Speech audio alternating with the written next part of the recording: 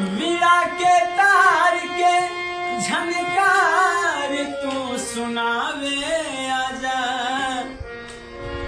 वीणा के तार के झनकार तू सुनावे आजा। हे मोरी